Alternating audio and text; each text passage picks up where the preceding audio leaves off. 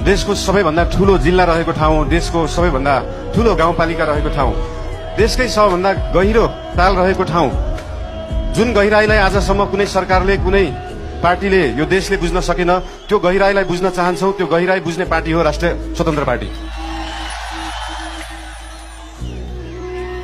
आजको दिनमा डोल्पाको सुन जस्तो मानिने यार्सा गुम्बा विश्वभरि पुग्न सक्छ, तर कर्णालीको स्याउ र मार्सी चामल त्यही चितवन र झापा पुग्न सक्दैन।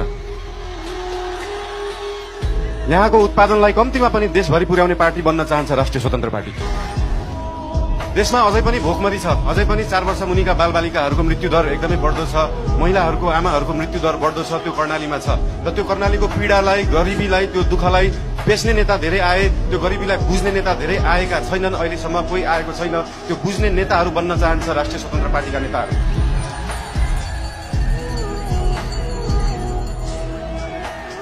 यहाँको पर्यटन, यहाँको सम्भावना, यहाँको कृषि, यहाँको खेतीपाती, यहाँको आय आर्जन सबै वृद्धि गर्न पाऊँ, तपाईहरूको आशीर्वाद लिन पाऊँ र तपाईहरूको अस्ति मैले फेसबुकमा लेखे जस्तै अब कर्णालीका सुइना हाममा सुइना भने जस्तै तपाईहरूको त्यो सपना बोकेर जान पाऊँ र त्यो सपना बोक्ने सुरुवात आज हामीले बाचापत्रबाट गरेको छौँ, कर्णालीबाट घोषणा गरेको छौँ। आज उपरान्तबाट त्यो सबै तपाईका सपना हाम्रा सपना हुनेछन्। ती सपना बोकेर यहाँबाट जान पाऊँ। धेरै धेरै धन्यवाद। नमस्कार।